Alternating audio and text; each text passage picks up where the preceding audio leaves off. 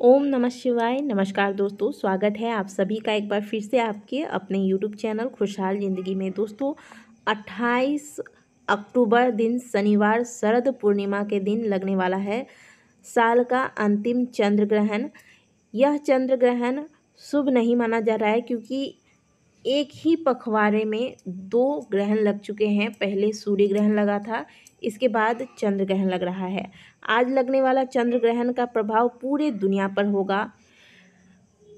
ज्योतिष शास्त्रों के अनुसार यह ग्रहण युद्ध जैसी स्थितियों का निर्माण भी कर सकता है। दूसरा, विश्व युद्ध के मुहाने पर खड़ी नजर आएगी। इसके साथ ही किसी संक्रामक रोग के फैलने की भी संभावना रहेगी। देश के अंदर आंतरिक संघर्ष बढ़ सकते हैं। ऐसे में चंद्र ग्रहण के दौरान आपको कुछ सावधानियां बरतनी है। साथ ही चंद्र ग्रहण के बाद ऐसा क्या करें कि चंद्र ग्रहण का दुष्प्रभाव से बचा जा सके। तो चलिए पूरी जानकारी आज के वीडियो में देने वाली हूँ। सबसे पहले आपको बता दें 28 अक्टूबर यानी आज लगने वाला चंद्र ग्रहण का सूतक काल शुरू हो चुका है। ये कब समाप्त होगा और इसका क्या सही समय है, पहले जानते हैं। 37 साल बाद शरद पूर्णिमा पर ग्रहण लग रहा है। साल का ये आखिरी चंद्र ग्रहण है ये, जो कि भारत में देखा जाएगा। रात में ग्रहण लगेगा। ग्रहण में शुभ कार्य करने की मनाही होती है। गर्भवती महिलाओं को इस ग्रहण के दौरान विशेष सावधानियां बरतनी है। ग्रहण का सूतक काल शाम 4:05 से शुरू हो चुका है। भोजन को लेकर शास्त्रों में विशेष दिशा निर्देश दिए गए हैं। मान्यता है कि ग्रहण के आरंभ होने के बाद भोजन ग्रहण नहीं करना चाहिए। तो आप सूतक काल अभी चल रहा है तो सूतक काल में भोजन बना भी सकते हैं, ग्रहण भी कर सकते हैं, लेकिन ग्रहण के समय भोजन करना या फिर भोजन बनाना यह वर्जित है। चंद्र ग्रहण 2023 का सूतक काल शुरू हो चुका है। सूतक आरंभ होते ही देश के सभी मंदिरों के कपाट बंद हो गए हैं। सूतक काल का प्रभाव 9 घंटे तक रहेगा। ग्रहण के मोक्ष के बाद मंदिरों में पूजा की जाएगी। ऐसे में आपको अपने घर में क्या क्या करना है, चलिए जानते हैं।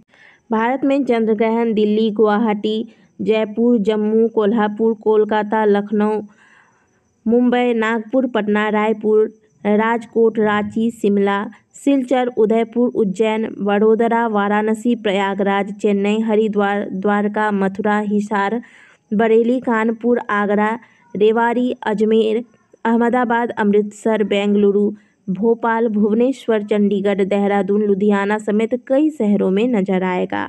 चंद्र ग्रहण के दौरान, क्योंकि आज कोजागरी पूर्णिमा भी है, आज की रात्रि जागरण की रात्रि होती है, तो कम से कम कोशिश करें कि ग्रहण के दौरान जो गर्भवती महिलाएं हैं वो भी और आप सब कोशिश करें कि ग्रहण के दौरान आप सभी जागे रहें और इस दौरान अपने इष्ट का नाम जाप करते रहें और हनुमान चालीसा का पाठ करें या फिर महामृत्युंजय मंत्र या गायत्री मंत्र का जाप करें।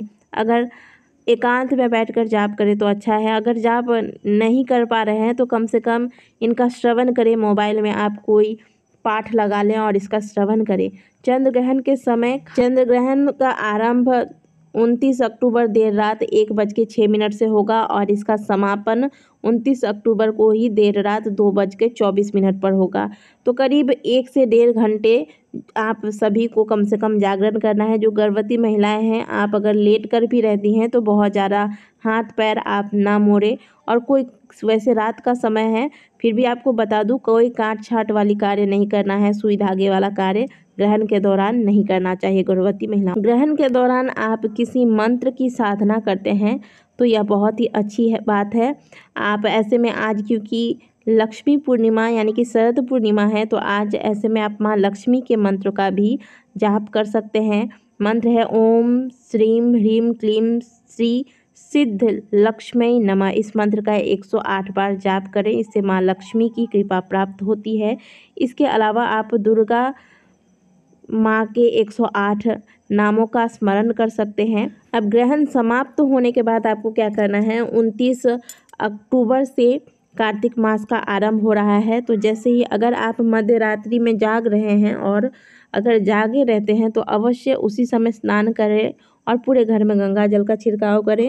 वैसे भी कार्तिक मास का आरंभ हो चुका है। बहुत से लोग पूर्णिमा से ही कार्तिक स्नान आरंभ कर चुके हैं और बहुत से लोग कल से करेंगे। तो कार्तिक मास में हम तारे की छाँव में स्नान करते हैं, तो आप सुबह जल्दी ही उठिएगा, स्नान कीजिएगा। स्नान के बाद पूरे घर में गंगा जल का छिड़काव कीजिए। घर के मुख्य द्वार को अच्छे से साफ कीजिए। घर के मुख्य द्वार पर दोनों तरफ स्वस्तिक का निर्माण कीजिएगा और कुछ न कुछ दान अवश्य निकालिएगा आज के दिन। दान में आप चावल अनाज का दान कर सकते हैं। जो भी अनाज दान कर भी रहे हैं तो इसमें मुख्य रूप से चावल अवश्य रखिएगा। इसके अलावा आप शक्कर का दान कर सकते हैं, दूध का दान कर सकते हैं, चंद्रमा संबंधित सामग्रियों का दान करें। और हाँ, तुलसी पूजन वगैरह जो भी आपको करना है, सब कुछ करने के बाद संभव हो तो घर के आसपास अगर शिव जी का कोई मंदिर है तो महादेव के मंदिर जाए। महादेव के मंदिर में दूध मिश्रित जल, अगर गाय का कच्चा दूध मिलता है तो अच्छी बात है, नहीं तो कम भी अगर दूध है, 1 चम्मच भी दूध हो सके, गाय का कच्चा दूध ले लीजिए, जल में मिला लीजिए। इसमें थोड़े से मिश्री के दाने, थोड़े से चावल के दाने डालकर यह जल महादेव के शिवलिंग पर ओम नमः शिवाय बोलकर अर्पित कीजिए। ऊपर से शुद्ध जल महादेव को अवश्य अर्पित कीजिएगा। महादेव को सफ़ेद चंदन लगाएं। 1 मुट्ठी अक्षत के दाने महादेव के शिवलिंग पर अर्पित करें। 5 बेलपत्र महादेव के शिवलिंग पर अर्पित करें और वहां बैठकर महादेव के मंत्र का जाप कम से कम 108 बार करें। महादेव ने चंद्रदेव को अपने माथे पर धारण किया हुआ है, तो चंद्र ग्रहण के दुष्प्रभाव से बचने के लिए अगर आप महादेव की पूजा इस विशेष विधि से करते हैं तो काफ़ी हद तक आप चंद्र ग्रहण के दुष्प्रभाव से बचे रह सकते हैं। और ग्रहण के बाद जैसे कि हमने आपको बताया कि दान अवश्य कर लीजिएगा। घर में गंगा जल का छिड़काव करने के बाद ही पूजा पाठ कीजिएगा। और जितने भी घर के बेडशीट वगैरह हैं ये सभी अशुद्ध हो जाते हैं ग्रहण के दौरान, तो ये सब आप अपने घर में जितने बिस्तर वगैरह हैं सारे बेडशीट चेंज कर दीजिए। जो भी बासी वस्त्र वगैरह हैं जो आपने आज धारण किए हुए हैं वह कल सारे वस्त्र निकाल कर धो दीजिएगा। और घर का हर एक व्यक्ति प्रातःकाल होते ही गंगा जल मिलाकर स्नान कीजिएगा। रात में क्योंकि सभी नहीं कर सकेंगे, तो जो रात को नहीं करेंगे वो प्रातःकाल जरूर स्नान कर लीजिएगा, जल्दी स्नान कीजिएगा। और जो बदले हुए वस्त्र हैं उन सभी को अवश्य धो लीजिएगा। ये सारे कार्य आपको ग्रहण समाप्त होने के बाद करना है।